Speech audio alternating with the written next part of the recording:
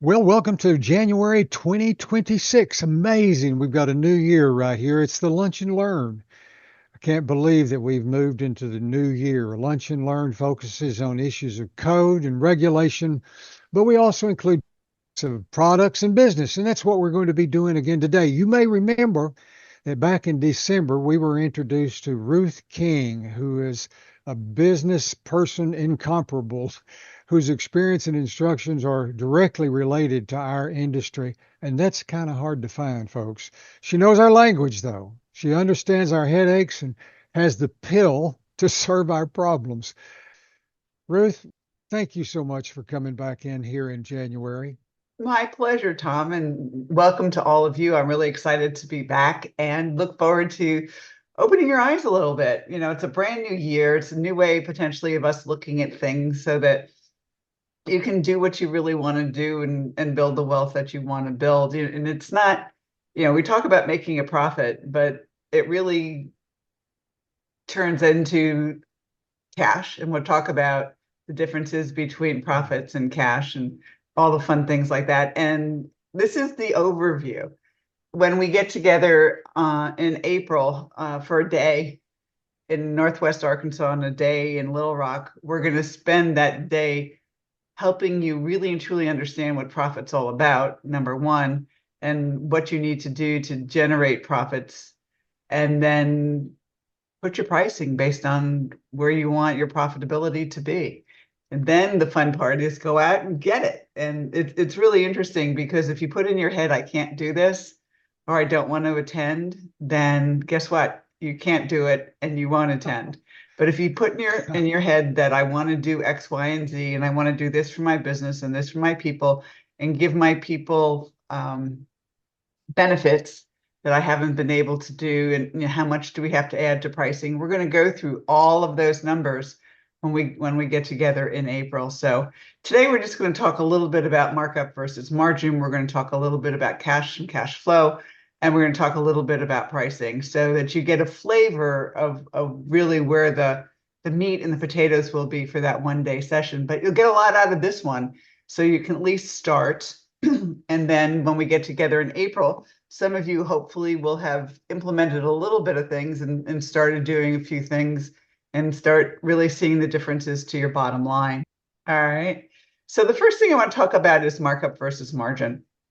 Back in the day, when contractors were first getting into this industry, I'm talking about 1950s and 1960s, everybody was taught, the manufacturers taught how to price on markup. And markup is on cost. Margin is on profit or gross profit. So everybody was pricing on, marking up materials for X and marking up labor for Y, Mhm. and finding out that they really weren't becoming very profitable. And then when we started pricing on margin, or divided by one minus the gross margin, we did that for many years, and I did that for many years. And then we morphed into what I call net profit per hour, which is really truly taking a look at, for every billable hour you have, how much actually drops to the bottom line. But I need to give you the continuum so that you understand where we're going from there. So markups on cost, margins on sales. So if you wanted to calculate markup, you take the cost and multiply it by 1 point whatever markup you want. So if you want a 40% markup on a $25 part, what you're going to do is 25 times 1.4, and you're going to charge the customer $35. But, the reality of it is, okay, 35, I'm making 40%. You're not actually making 40%. If you want to, you have to do the margin way and take the cost and divide it by 1 minus the gross margin. So if you want a 40% margin on a $25 part, you take 25 divided by 1.4 or 0.6, and you get $41.67. So here's the difference: $35 versus $41.67. And you go, no big deal, that's $6.67. How many parts do you sell? If you sell 1,000 parts, that's 6,000 whatever that you're losing on your bottom line because you're using markup versus margin. And what could you do with that $6,000? Okay. So here's why we actually have to use margin. So if we have 100% of the sale the cost of the sale is X and we want a 40% gross profit, the X is we used up 60%. So that's why we divide by 1 minus the gross margin. Okay. So if you think, markup is fine, we have the $35, which is what we calculated with markup. The cost of the sales was $25. So our gross profit was $10. And our gross margin is 10 divided by 35 or 29%. So a 40% markup only gives you a 29% margin. Okay. So that's the difference. And it may appear minuscule and little, and it's only $6 and whatever it is, but how many $6 in parts do you sell? If it's if you sell 5,000 parts, that's 30 grand that you're cheating yourself out of on your bottom line. And I know you can do a lot with $30,000. So that's the continuum. So the 50s were markup, the 60s and 70s, 80s and 90s were margin. And we had a whole lot of things to get people off of markup onto margin. And we use margin for, the 80s and 90s, but it still can get you in trouble. And this is why. So these are a list of 20 customers for a contractor who's now retired. And it's the customer initials, the selling price of the job. GP is your gross profit on the job. GM is your gross margin on the job. Your overhead cost per hour, which is for every billable hour you have, how much overhead do you have to attach to that billable hour before you even make a profit? The number of hours on the job. The net profit of the job was just simply the number of hours times the overhead cost per hour, subtracted from GP or gross profit. And so that gives us our net profit, and our net profit per hour of $73.34 on the top one is simply net profit divided by the number of hours. Okay. So this is basically job costing for 20 jobs that I pulled, because I won't let any contractor tell me, here, you look at these jobs. No, I'm going to pull jobs and we're going to look at them based on, my random pulls so that we get things like that. All right. So those are the 20 jobs. And you can see the highlighted lines, the 40.51 on the first one and 40.27 on the HT job. They're about the same. All right. When we go over to the right, we see that the first job gave us a net profit per hour of $73.83. And the second job, we paid the customer, i.e. a negative $21.68 an hour. Then gross margins, vastly different results. Now, you're saying, okay, so what? All right, let's look at two more. We have a 64.5% gross margin. We only made $49.95, $50 net profit per hour. It's less than our 40% gross margin, one on top. And then we had a 19.41% margin. We went, oh my gosh, we lost our butt on this job. And you actually made more per hour, per profit hour. You made $52 instead of $50, where you had the 64.5. So where I'm going with this is, if you stop at gross margin, you don't take overhead into consideration. Overhead is important. You can't do it as a percentage. You have to do it as dollars, because jobs with, a larger cost may have fewer hours on those jobs. You might have high labor jobs and you might have high material jobs. The high labor jobs have to take up, whichever you want to talk about, more overhead because there's more labor with it. So they have to have more labor assigned to those jobs than the jobs that are just very, very high labor high material jobs that have almost no labor in it. But what I'd like you to do right now, or sometime before class, or even if you are curious, if nothing else, I want you to take last year's year-end profit and loss statement. When we're now in January, so you should be pretty close to finalizing last year. Whether it was a good year or a bad year doesn't matter. Just look at last year's P&L and look at your bottom line.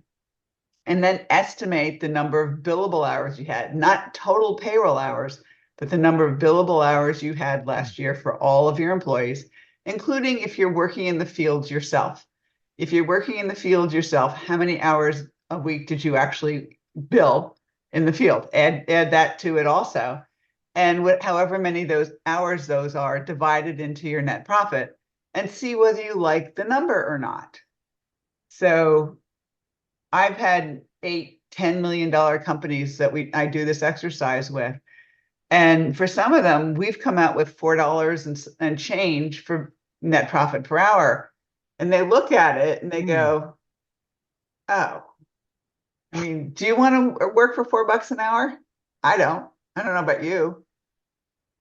Mm. So the reality of it is once you know your net profit per hour, and if some of you can do this before April, we can have a conversation about it and talk about how little or how much you're actually earning per billable hour and go from there. And then that's really your starting point. And then we price from there, and then we figure out the marketing from there, and we figure out the maintenance from there, and the things that actually help you build a business that you really and truly want to build to be able to give the benefits to your employees. So I will give you an example. One of the contractors that I worked with, and I'm still working with last year, decided that he had not been providing benefits. This is the end of 2024. Mhm. Decided that he had not been providing benefits and he wanted to be able to provide health insurance and dental insurance and all the other insurances to his employees. And so he went out and got some quotes, and we figured out how much the total cost was going to be for the addition of the insurance. And then we took that cost and divided it into, the number of billable hours into that Mhm. cost. And that is how much they had to increase their overhead cost per hour, which means increase their prices. So it came out to $8 and some odd cents. So they ended up having to increase their prices, their overhead cost per hour by $8 and some odd cents. And then if it's a 10-hour job, the job had another $80 on it, or an 80, something along those lines. Mhm. We'll get into the weeds and the details from that. All right, so the right way to price is start at your desired next net profit per hour, then add overhead cost per hour, then add direct cost, and arrive at your price to your customer. I have all the templates to do this. They're all Excel spreadsheets. You don't have to sit there and go, what is this? And you can just put the numbers in there once we know what those numbers actually are for overhead costs per hour and your desired net profit per hour. All right. So we talked a little bit about it. So overhead cost per hour is for every billable hour, how much overhead do we have to determine profit? And you can do the same thing that I asked you to do for net profit per hour. You can take your total overhead divided by your billable hours, and that's your overhead costs per hour for last year, and you can use it to start this year. And then net profit per hour is for each billable hour, how much net profit drops to the bottom line. All right. So you know that if you have a billable hour for a replacement job, $50, $100, whatever, drops to the bottom line for each one of those billable hours. So it's total net profit divided by billable hours.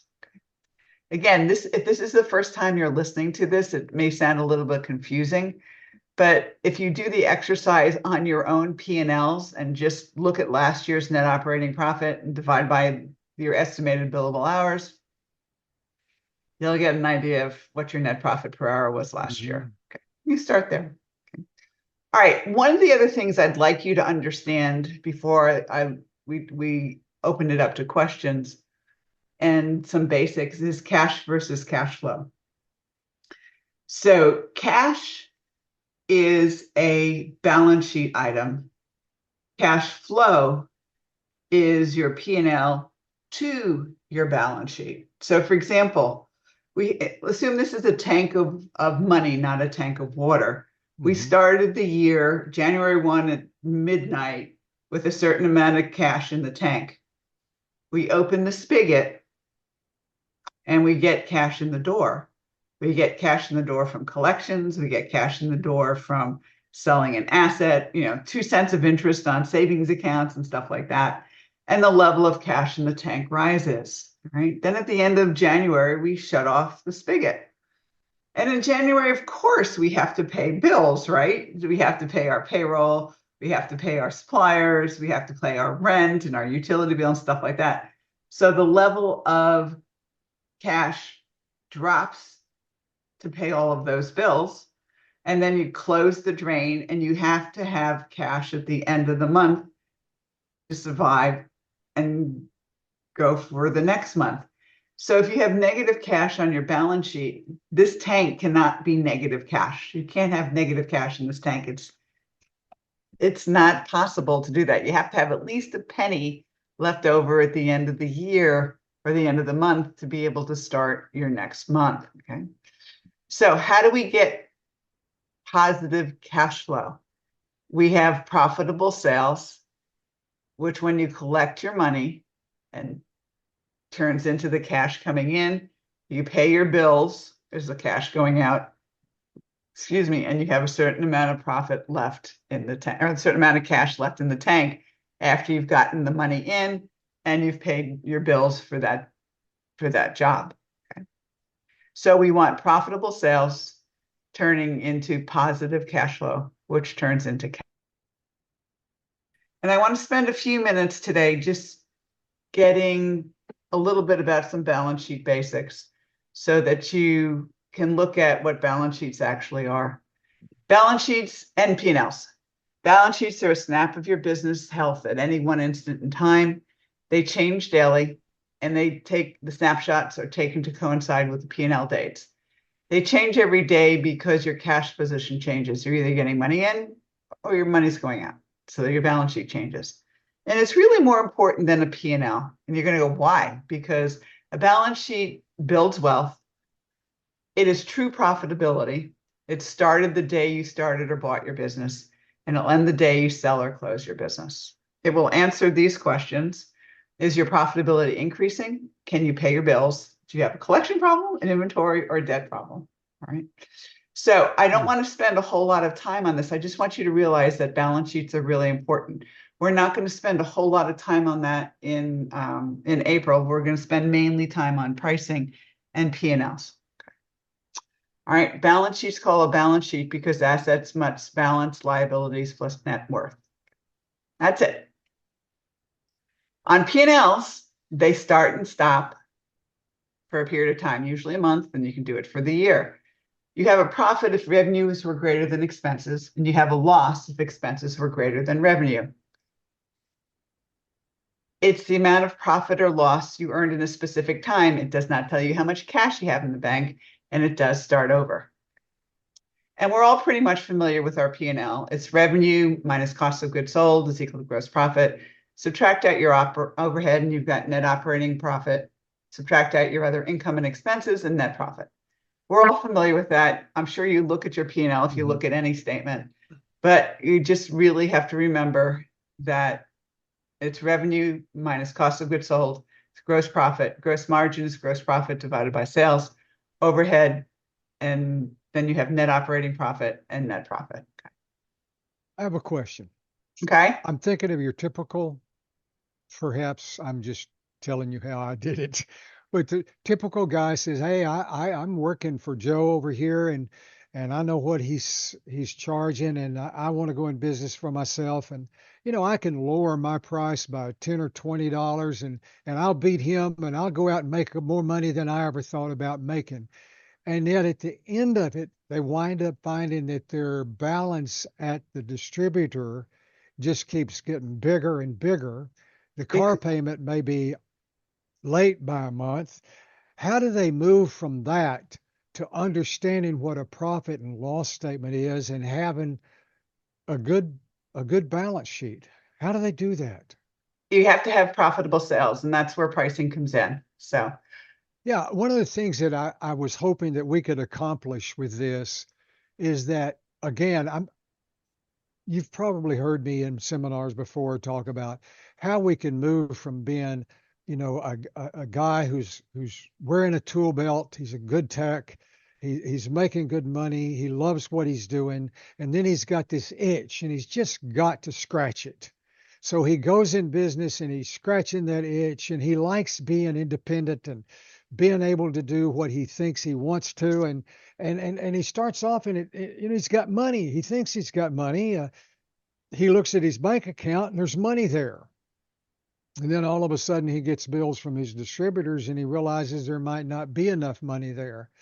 And how do you move from that to where that you know how your money is flowing, that you're going to make a profit, and a profit for what? Well, we're talking about moving from being a tool belt guy to a business guy, and you got to be able to do that. But who for? Well, we're doing it for you, yes, but we're also doing it for your employees because they're committing their life to you. It'd be great if you could have somebody working for you for 20 years, but when they get ready to retire, are they going to have more than Social Security? Well, I really feel like that you as a business owner have a responsibility to make sure that along the way you charged enough and you had enough profit to where you could also afford to do things like looking for retirement, buying the insurance part things a while ago that Ruth was talking about. And then of course you got it for your family. And I'm going to promise you something. You're going to get old or you're going to die. If you get old, you're going to have to quit going into attics and under houses. You're just not going to be able to do it. So how do you get to that point in your life where, your body's starting to wear out and you're still working, but you can't work the way you used to? Well, you have to have spent your life preparing for that point so that you're able to sustain the business and your employees have got a job and your family's taken care of. And Tom's right. You do get old. Your body does get tired. And at that point in time, you've got to be working, not, crawling underneath crawl spaces in an attic, but you've got to work on the business and being overseeing at that point. Or you have to have enough money and enough profitability to sell it at that point. You have two options at that mm, point. So either or works. But anyway, let's do that because you're right, we only have a few minutes. So this is what we're doing April 15th and 16th. April 15th will be in Northwest Arkansas, and we'll do class from 9 a.m. to 4 or 5. It kind of depends upon how tired you get and whether your eyes start glazing over. Um, because we're going to be doing a lot of things that are going to make you think, little things with math and those types of things. So if we get to the point at 3 o'clock in the afternoon and you guys go, I've had enough, I know exactly what I have to do. Let me go and execute. We'll leave at 3, but plan on a day, plan on 9 to 5 or thereabouts. And then in the 16th, we'll be in Little Rock. And I'll have things that you can do. Please bring a pencil, not a pen, but a pencil with an eraser and your phone or another calculator. And we will be sending the word out on what the venue is going to be, where we're going to be, and we will be letting everybody know April the 15th and the 16th. All right. And then if you want to get a hold of me or have questions, that's where you find me. HVAC, Ruth King at HVAC Channel TV. And HVAC Channel TV has all the books, all the classes, and everything on there. That's my office number, 770-729-0258. Or if you want to look at financials, just go to financiallyfit.business. Okay. Can All they go to the right. financiallyfit.business and subscribe to your newsletter? Yep, you can do it there, or you can do it on HVAC channel, either or. Okay. In closing, I just want everybody to remember that if you need help in getting your license renewed or having questions, you can call the Department of Labor and Licensing at adll.hvac@arkansas.gov. Also in February, Tony Woodard will be back. We've depended upon him for the last several years to help us on code issues, and he's going to be back with us again in February. In fact, February the 9th. In closing, thank you so much. Ruth, thank you so much. We'll work out all the details and look forward to having you in April. And to everybody that's been listening, thank you very much. We look forward to talking to you again in February. Bye now.